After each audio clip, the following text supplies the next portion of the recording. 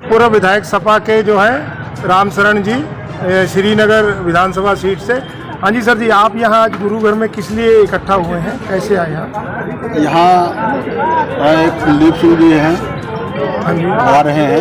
हाँ जी, हाँ जी, तो पूरे हमारे क्षेत्र के जितने भी हैं हाँ जी, किसान खेती किसानी से संबंधित जितने भी सरदार, वो सब लोग गुरुसभा सिंह सभा गुरुद्वारे में एकत्रित हो रहे हैं। हाँ जी, और यहाँ पे हम लोग विशेष तरीके से आज देख लीजिए, हमारा जो दिल्ली बॉर्डर के ऊपर धरना प्रदर्शन जो किसानों का चल रहा है, हाँ जी, पूरा 1 साल होने जा रहा है।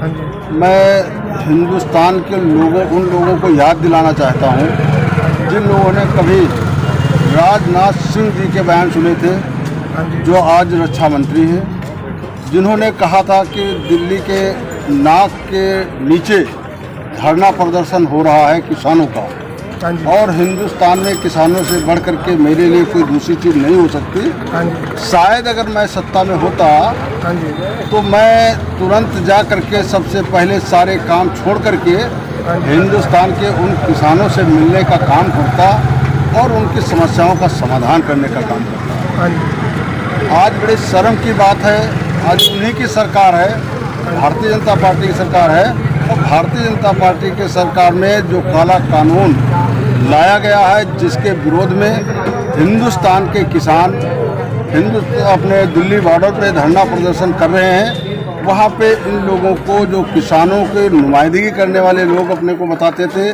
किसानों की चिंता करने वाले लोग बताते थे, लेकिन उन लोगों के कान में आज जूं नहीं रेंग रहा है। जो चीज़ किसान नहीं चाहता है उसको क्या भारतीय जनता पार्टी की ये सरकार जबरदस्ती उनके मत्थे पे मढ़ने का काम करेगी?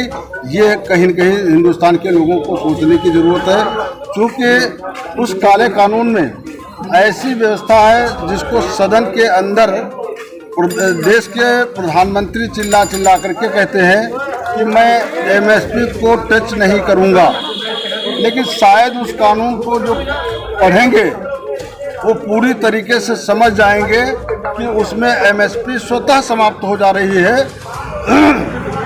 क्योंकि ये खेती किसानी घाटे का सौदा साबित कैसे हो, भारतीय जनता पार्टी की सरकार पूर्ण रूप से उसमें लगी हुई है। और ये जब साबित हो जाएगी तो स्वाभाविक रूप से किसान अपनी ज़मीन को औने पौने दाम पे मतलब पूंजीपतियों के हाथ में गिरव रखने का काम करेगी, जिससे कि मतलब इससे किसान भी प्रभावित होगा और जितना मजदूर है वो भी प्रभावित कहीं कहीं होगा। क्योंकि किसान इसलिए प्रभावित होगा, किसान अपने अगर खेत में फसल उगाने का काम करेगा तो उसका अनाज मानक में न कह करके उसको रिजेक्ट करने का काम करेंगे, जिससे उसका मतलब वाजिब मूल्य नहीं मिल पाएगा, जो एमएसपी का कोई मतलब ही नहीं रह जाएगा। ये सारी चीज़ों को लेकर के किसान आंदोलित हैं और हम लोग उनके पूरे साथ में समर्थन कर रहे हैं। अभी तक बहुत से ऐसे लोग किसान जो गांव देहात के थे वो उसमें शामिल नहीं हो रहे होता है, वहाँ पे सारे लोग वहाँ पे पहुँचने का काम करते हैं। जैसे कि अभी बहुत हाल में ही जनपद सीतापुर में एक किसान रैली हुई थी, जिसमें हिंदू समाज के काफ़ी लोग बड़ी तादाद में वहाँ पे पहुँचने का काम किए थे, क्योंकि अब हर एक इंसान समझने लगा है, हर एक किसान समझने लगा है कि इससे हम लोगों को कहीं कहीं नुकसान है।